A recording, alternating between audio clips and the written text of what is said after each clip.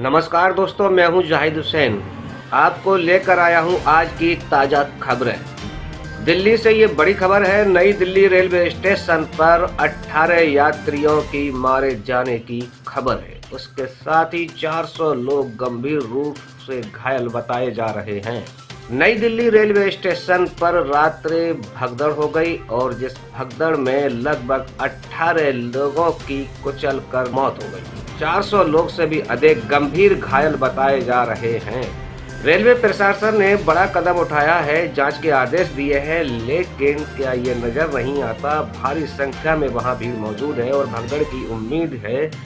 Train का पूरा इंतजाम नहीं है, ट्रेनें इतनी नहीं चलाई जा रही हैं जितने लोग यात्रा कर रहे हैं। रिजर्वेशन भी हो रहा है, टिकट बुकिंग भी हो रही है, तो प्रशासन को पूरा मालूम होना चाहिए कि कितनी भीड़ यहाँ इकट्ठा होगी। उसके बावजूद भीड़ की भगदड़ इसलिए और हो गई कि ट्रेन का प्लेटफार्म बदल दिया गया। पहले वही ट्रेन 11 नंबर प्लेटफार्म पर आ रही थी और उसके बाद उसका प्लेटफार्म बदला गया, 13 या 14 प्लेटफार्म नंबर पर उसे भेजा गया। जब पब्लिक ने ये सुना कि प्लेटफार्म बदल गया है, 11 पे नहीं 13 पर आ रही है अब ट्रेन, तो भगदड़ मच गई। उस भगदड़ में मासूमों की मौत हो गई, छोटे बच्चे भी उसमें शामिल हैं। 18 लोगों की मौत हुई है, जिसमें से 11 महिलाएं हैं।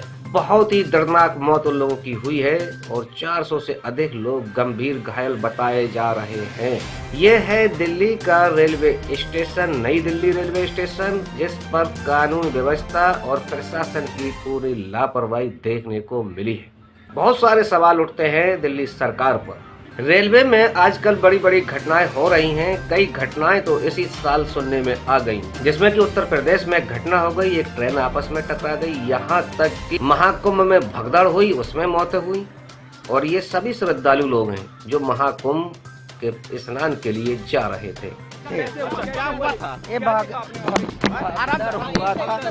हाँ, उसी में वो दब गए। लेकिन आराम से उनसे उनका मौत हो गई। किसकी मौत हो गई है? मेरी मम्मी थी। आपकी मम्मी थी कहाँ? आप हाँ। क्या प्रयागराज ही जा रहे थे? नहीं नहीं जी, हम अपने घर जा रहे डॉक्टर थे। ने क्या बोला आपसे? वो डेथ हो गई। डेड हो गई डॉक्टर ने बोला या आप बता रहे हैं? नहीं, डॉक्टर बताया। उसी भगदड़ में? हाँ जी। अंदर बहुत लोग कटे, दब के मरे हैं। कोई प्रशासन कुछ नहीं है, जो भेड़ बकरी की तरह मरा जा रहा है। कोई प्रशासन कोई नहीं है। लोग बहुत गंदा स्थिति है। रेलवे पुलिस की बहुत ही कोई सुरक्षा नहीं है। लोग मर रहे हैं, कट रहे हैं, उठा के फेंक रहे हैं। कोई कुछ नहीं बता नहीं सकते। आपको रेलवे के बारे में बता नहीं सकते। सब चढ़ रहा था ना, वो प्रयाग कुंभ मेला के है ना मेला सब, वही सब चढ़ रहा हुआ। एगो एनएस चढ़ रहा, ऊपर से नीचे हो रहा, वही सब अथी हो गया। अच्छा, वही सब पुलिस नहीं थी, आरपीएफ नहीं थी वहाँ पे? पुलिस कुछ नहीं था, कोई नहीं था वहाँ पे? कोई नहीं था। तो ट्रेन में जब चढ़ रहे थे भीड़ को वहाँ मैनेज करने के लिए कोई पुलिस वाला नहीं था? कोई नहीं था, सब और चढ़ रहा था आदमी पब्लिक। अच्छा, आदमी के ऊपर आदमी? हाँ, जब चपा तो ये चढ़ रहा उस पर। हम उसी भीड़ में आ रहे थे उधर से, इधर से पब्लिक भागी वापसी, तो वहाँ लोग गिर गए। गिरने की वजह से हादसा हुआ ये सब। और कोई वहाँ देखने वाला नहीं, इतनी भीड़ में कोई संभालने वाला नहीं था। लोग यहाँ से चढ़ रहे थे और लोग वहाँ से हाँ, 12 पे आ रहे थे। 16 से 12 पे आ रहे, 12 से इधर ऐलान हो गया कि 16 पे आएगी गाड़ी। जब 16 पे गाड़ी आएगी तो इधर से भगदड़ मची उधर, और उधर से भगदड़ आई तो बीच में टकरा गए। बीच में आगे भगदड़ मच गई, बीच में आगे टकरा गए लोग। उसी कारण से लोग गिर गए, जमीन के नीचे गिर गए, या वो मरे या जिंदा उसका कोई पता नहीं चला। कुछ लोग ले गए उठा के। अभी स्थिति कैसी है यहाँ पर? अभी अब तो खाली दिखाई हो रहा है। प्रशासन आ गया अब तो, जो उस समय कोई प्रशासन नहीं था यहाँ पे।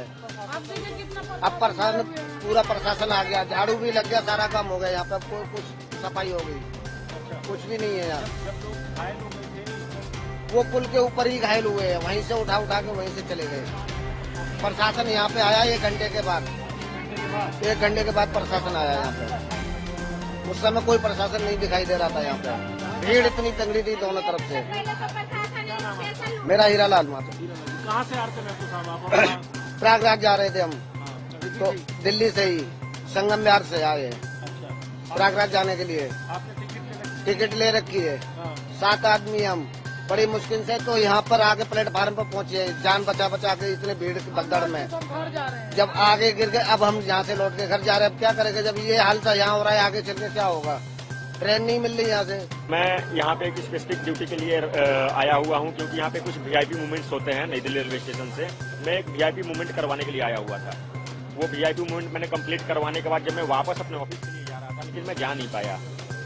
और इस चीज़ की आशंका मुझे शाम को 5 बजे हो गई थी, क्योंकि मैं जब ड्यूटी आ रहा था, लोक कल्याण मार्ग से मैं आ रहा था अपने नई दिल्ली के लिए, तो मेरे को नई दिल्ली मेट्रो से निकलने में 1 घंटे लगे, जो कि 2 मिनट का काम है। वहां से नई दिल्ली रेलवे स्टेशन से निकलने में 1 घंटे लगे। इतना ज्यादा पब्लिक वहां पे हो रही थी, और इस चीज को मेरे को ऐसा लग रहा था कि ये पब्लिक टोटल की टोटल मात्र और मात्र नई दिल्ली रेलवे स्टेशन में जाएगी। मैं 29 जनवरी को मौनी अमावस्या, जो कि भगदड़ हुआ था महाकुंभ में, मैं वहीं पे था उस टाइम पे। मैं वहां पे होने का टाइम पे मैंने देखा था कि कैसी स्थिति बनती है और कितना भीड़ बनता है।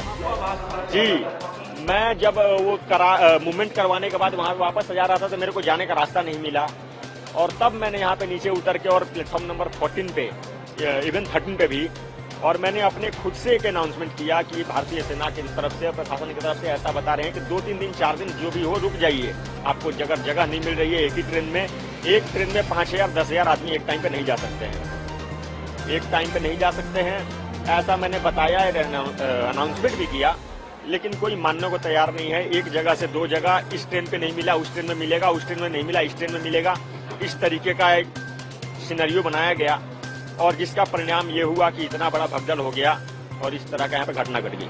नॉर्मल हालत हो गए हैं। हम अपने मेडिकल फर्स्ट रिस्पॉन्डर के जो इक्विपमेंट्स होते हैं वो लेकर के यहाँ आए हुए हैं, और जैसे ही हमें अभी यहाँ पर आप देख रहे हैं कि भी हालत ठीक है। जो जितने भी पेशेंट्स वगैरह थे उनको इवैक्यूएट कर दिया गया है, तो अभी प्रेजेंटली स्थिति नॉर्मल है। ख्वाजा मोइनुद्दीन चिश्ती की दरगाह पहुंचे अडानी। जी हाँ, यह आपने सही सुना, ख्वाजा मोइनुद्दीन चिश्ती की दरगाह पर चादर चढ़ाने के लिए अडानी पहुंचे हैं, और वह अपनी चादर आज पेश करेंगे। दरगाह में चादर चढ़ाएंगे और अजमेर शरीफ में जाकर दुआएं मांगेंगे। आज फिर दूसरी बार अमेरिका ने भारतीयों को हथकड़ियों और बेड़ियों में बांधकर भेजा है। जी हाँ, रात लगभग 11:50 पर अमृतसर में अमेरिकी एरोप्लेन से यात्रियों को भेजा गया, जिसमें सभी यात्री हथकड़ियों और बेड़ियों से जकड़े हुए थे। उनके पैरों में बेड़ियां थीं और हाथों में हथकड़ियां और बंधे हुए जिस्म थे। ये आप नज़ारा देख रहे हैं। अमेरिका ने दूसरी बार फिर भारतीयों को बंधक बनाकर ही भेजा है।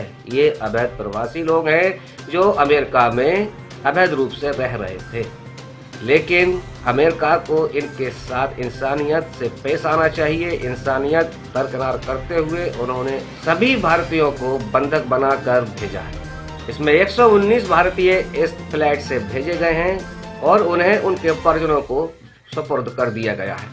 विपक्ष भी सरकार पर खूब तानाकसी कर रहा है, क्योंकि सरकार उनको हथकड़ियों और बेड़ियों में बांधकर लाने पर कोई भी आपत्ति जाहिर नहीं कर रही है। मोदी सरकार को विपक्ष खूब घेर रहा है, तानाकसी कर रहा है, लेकिन भारतीयों के साथ जो सलूक अमेरिका कर रहा है वह निंदनीय है। जब उन्हें भेजना ही है, भारत वापस करना है, तो बिना हथकड़ियों के और बेड़ियों के भी भेज सकता है। आखिर इसका मतलब क्या है कि उन्हें हथकड़ियों और बेड़ियों में बांधकर भेजना, यानी कि भारत को अमेरिका डरा रहा है, खुली चुनौती दे रहा है। इसीलिए विपक्ष सरकार पर हावी हो रहा है, सरकार की बोलती बंद है। मेरा पोतरा आ रहा है बच्चा जी। आपका बेटा क्या नाम है? जसनूर सिंह। जसनूर, क्या उम्र होगी जसनूर? 19 साल। कब ये वो गए थे वहाँ पे? 9 जून 2024 घरों गया सी। और पहुँचे कब? पहुंचा थे मैक्सीको, पहुंचा ये 29 जनवरी 2025 ਤੇ 29 ਦੇ 30 ਜਨਵਰੀ ਦੀ ਦਰਮਿਆਨੀ ਰਾਤ ਨੂੰ ਇਹਨਾਂ ਬਾਰਡਰ ਪਾਰ ਕੀਤਾ। 29 ਜਨਵਰੀ ਨੂੰ ਸਾਡੀ ਗੱਲਬਾਤ ਬੱਚੇ ਨਾਲ ਹੋਈ ਆ, ਉਸ ਤੋਂ ਬਾਅਦ ਅੱਜ ਤੱਕ ਸਾਡੀ ਕੋਈ ਗੱਲਬਾਤ ਨਹੀਂ ਬੱਚੇ ਨਾਲ ਹੋਈ। ਕੇਸ ਪੋਜੀਸ਼ਨ ਵਿੱਚ ਹੈ, ਕਿਤਨਾ ਹੈ, किमें है। एजेंट के थ्रू आप लोगों ने भेजा, आपको पता था कि ये लीगल तरीके से भेज रहे हैं या इलीगल? नहीं, सानू ने नहीं दसा कि तुम डोंकी लवा के भेजांगे, लीगल तरीके नाल भेजांगे। सानू पहला एजेंट ने दस्या सी। कितना खर्च आया था इनको भेजने में और कैसे भेजे थे आप? अभी तक 55 लाख रुपया। और किसके थ्रू भेजे थे? एजेंटों के थ्रू भेजे थे? एजेंटों के थ्रू भेजे थे। एजेंट कह रहा था हम 1 नंबर में लेके जाएंगे, लेकिन एजेंट ने सारा झूठ तूफान बोला। जंगलों के रास्ते लड़के को वहाँ पहुँचाया 9 महीने बाद। 9 महीने 15 दिन हमारी 9 महीने बराबर बात हो रही। 15 दिन से उसका स्विच ऑफ हो गया था। तो उसके बाद आज पता चला मीडिया के माध्यम ही हमको कि बच्चा आज अमृतसर में आ रहा है। आपने बताया कि 55 लाख रुपए खर्च हुए। 55 लाख रुपए बहुत बड़ी रकम होती है एक आम आदमी के लिए। कैसे इकट्ठा किया इसने? बड़ी 2 गाड़ियां हमारे भाई ने वो सेल की है, प्लाट था एक वो सेल किया और बाकी कुछ रिश्तेदारों से पकड़े।